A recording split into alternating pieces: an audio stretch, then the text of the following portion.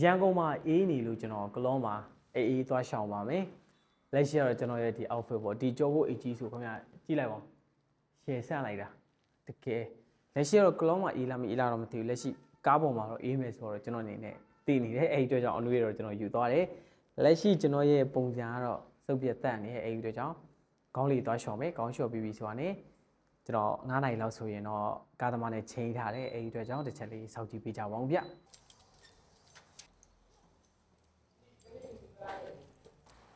လက်ရှိကတော့ကျွန်တော်တို့ရှစ်မိုင်တမားတော်ရှေ့မှာစောင့်နေတယ်ကားတော့ပုံမလက်ရှိမှာမီနီကုန်းကျော်မဟာမြိုင်လောက်ပဲရှိအောင်မယ်ဆိုတော့တစ်ချက်စောင့်ရပါအောင်မယ်ကျွန်တော်တို့လာကြိုတဲ့ကားတော့ရောက်လာခဲ့ပြီဒီကတော့ကားပေါ်မှာလူကတော့အများကြီးတော့မပါဘူးဗျကျွန်တော်တို့စားတော့ထွက်ပြီရှစ်မိုင်ရနေပြီးတော့စားထွက်လာပြီးရန်ကုန်မြို့တွင်ပဲရှိသေးတယ်ပမာရအောင်မလဲတော့မသိဘူးထိုးဆိုတော့အချင်းလေးချက်ဆောင်ကြည့်အောင်မှာပေါ့ကျွန်တော်တို့ခမန်းရတော့ဒီဟာ115မိုင်မှာတော့ခဏနားမယ်လို့တော့ထင်တယ်ပုံမှန်လမ်းကြောင်းနေအရာဆိုရင်တော့ကျွန်တော်တို့ဒီကလောကိုသွားမယ်ဆိုရင်ကျွန်တော်တို့ပျော်ပွဲရနေပြီးတော့မှပြန်တက်တာပေါ့ဆိုတော့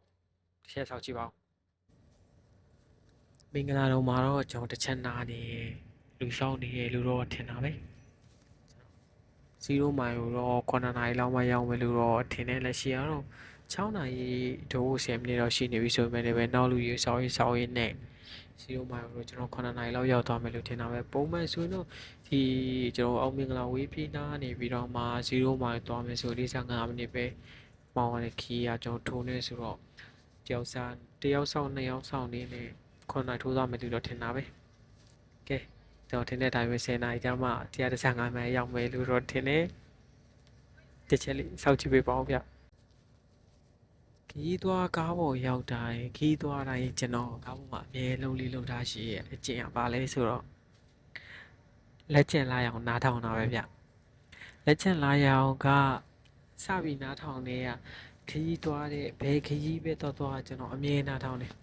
ဟုတ်လဲဆိုကျွန်တော်အရင်ကြိုက်တယ်လက်ကျန်လိုက်အောင်ခုတော့ဆရာမပုံညာခင်ကဒုတိယအသုတ်ဆိုတော့ကျွန်တော်ဒုတိယပိုင်းပေါ့ပြောမယ်ဆိုရင်ဒုတိယပိုင်းကိုတော့သူ့အနေနဲ့ရောက်နေပြီဒါပေမဲ့ကျွန်တော်ကစာဖတ်ပြင်းနေဒါပေမဲ့ကျွန်တော် audio စောင့်နေရင် audio ရတယ်ဆိုရင်တော့ကျွန်တော် audio နားထောင်မှုတော့ ready ပဲတကယ်ပါအဲ့ fee ကတော့ဘာမှလဲလို့တော့မရအောင်0မိုင်ရောက်တော့ပြီ0မိုင်မှာချိန်နေလို့ရှိရင်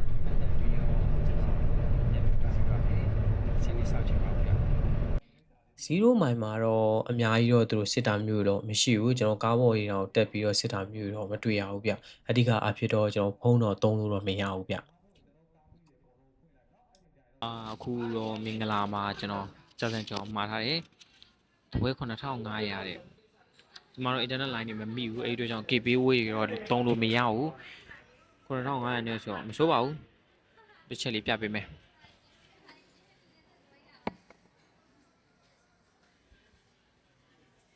ဒါလေးပဲပေါ်ဘူးလေးနဲ့ဆိုပါဦး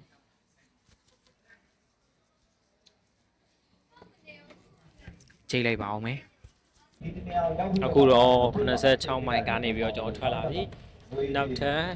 မိုင်နေရာနေပြီးတော့မှနားမယ်လို့တော့ပြောတယ်ကြာကြာကြော်လေးကတော့မဆိုးဘူးဒါပေမဲ့တပူရှိတာကျွန်တော်ကဘာပဲဆဆအဲ့ bike တော်တော်အဆင်မပြေဘူးဗျခရီးသွားတိုင်းက bike ကလုံးဝအဆင်မပြေဘူးတော်ဆိုလက်ရှိမှာ bike တော့အောင်နေတယ်မိုင်နေရာအထိခံလားမခံဘူးလားဆိုတော့ကျွန်တော်လည်းရေခုန်နေတယ်စောင့်ကြည့်လိုက်ပါဦးဗျအခုတော့6နာရီမိနစ်6နာရီနဲ့15မိနစ်ရှိနေပြီဘယ်ကိုရောက်နေပြီလဲဆိုတော့မသိဘူးဟုတ်တယ်ဆိုတော့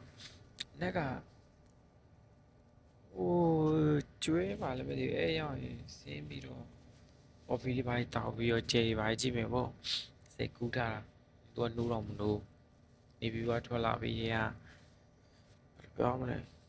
ပျော်ပွဲရောက်ရင်လည်းပျော်ပွဲရောက်ရင်လည်းရိုက်မယ်ပေါ့ပြီးတော့လေးထည့်ရိုက်မယ်အတူလေးရိုက်အောင်မယ်ပြီးတဲ့အခါကျရင်ရက်ကားရက်ရင်လည်းရိုက်မယ်ပေါ့စိတ်ကူးထားလူကနိုးတော့မနိုးဘူးဗျဆိုတော့ အခုတော့ဘယ်တိုင်းရောက်နေပြီလဲမသိဘူးကျွန်တော်လမ်းမှာတော့ပိတ်နေအစင်းကားကိုစောင့်နေရတယ်တူတောင်တွေကတော့မြင်နေရပြီကလောတော့အရင်တော့ဆိုတော့၈နာရီလောက်ဆိုရင်တော့ကလောရောက်ပြီအခုတော့ကလောရောက်တော့မယ်လို့တော့ထင်တဲ့တောင်တွေတော့တွေ့နေရပြီတစ်ချက်လေးပြမယ်ကလောရဲ့ရှူခင်းတွေကတော့တော်တော်လေးမှတော်တော်လေးတော့လှတယ်ပြောမယ်ဆိုရင်ကလောတော့မရောက်သေးဘူးဗျမရောက်သေးတောင်မှကျွန်တော်တို့ခုလိုမျိုးကျွန်တော်တောင်တန်းကြီးတွေကိုကျွန်တော်မြင်နေရတဲ့အခိုက်အတန့်နေတော်တော်လေးမှတော်တော်လေးရင်သက်ရှူမောပွဲကောင်းတယ်နောက်တစ်ခုကအခုလိုမျိုးတောင်ပေါ်ကဆင်းလာတဲ့ကားတွေကကျွန်တော်တို့ဒီဘာပဲဖြစ်ဖြစ်ဒီလိုပုံစံမျိုးကြီးဖြစ်လာနိုင်တယ်အဲ့ဒီအတွက်ကြောင့်တောင်ပေါ်ကိုတက်တဲ့ခါမှာကားကြီးနေပဲဖြစ်ဖြစ်ကားသေးနေပဲဖြစ်ဖြစ်အားလုံးပဲဂရုစိုက်ပြီးတော့တက်စီချင်ပါတယ်ဘာလို့လဲဆိုတော့ကျွန်တော်တို့အားလုံးကတော့သတိရှိဖို့လိုအပ်တာပေါ့ဗျာဆိုတော့လက်ရှိမှာကျွန်တော်တို့ဒီကလောကိုတက်တဲ့အခါမှာမြင်နေရတဲ့ကျွန်တော်ရှူကင်းတွေတောင်တန်းတွေအများကြီးမှအများကြီးပဲဗျတချို့ဆိုရင်ကျွန်တော်ချောင်းလေးတွေကဘေးနားနေပြီးစီစဉ်ပြီးတော့သွားတဲ့ပုံစံလေးတွေကိုကြည့်ရတာကအတော်လေးမှတော်လေးအနှစ်သာရရှိတယ်ဒီဗီဒီယိုကတော့ကျွန်တော်ပြောရမယ်ဆိုရင်ရန်ကုန်ကနေကလောကိုသွားတဲ့အခါမှာအခက်ခဲတွေဘာတွေရှိလဲဆိုတာနဲ့ပတ်သက်ပြီးတော့အဓိကထားပြီးတော့ကျွန်တော်ရိုက်ထားတာပေါ့ဒါပေမဲ့လည်းထိုးနဲ့သွားတာဖြစ်တဲ့အတွက်ကျွန်တော်ဘက်ကနေပြီးတော့ဘာမှစိတ်ပူစရာတော့မရှိဘူးနောက်ထပ်ဗီဒီယိုကလောမှာကျွန်တော်ဘယ်နေရာတွေမှာသွားပြီးလဲတယ်ဘယ်လိုဥစ္စာတွေကိုကျွန်တော်သွားခဲ့လေပေါ့ဗျာပြောရမယ်ဆိုဘယ်နေရာကိုသွားခဲ့လေဆိုတာနဲ့ပတ်သက်ပြီးတော့နောက်ထပ်ဗီဒီယိုကိုကျွန်တော်မနက်ဖြန်မှာထပ်ပြီးတော့တင်ပေးပါမယ်စိတ်ဝင်စားတဲ့သူတွေကျွန်တော်တစ်ချက်လေး follow လုပ်သွားပေးပါကျွန်တော်တေချာလေးဗီဒီယိုလေးတင်ဆက်ပေးပါမယ်ဗျကျေးဇူးအများကြီးတင်ပါတယ်ဗျ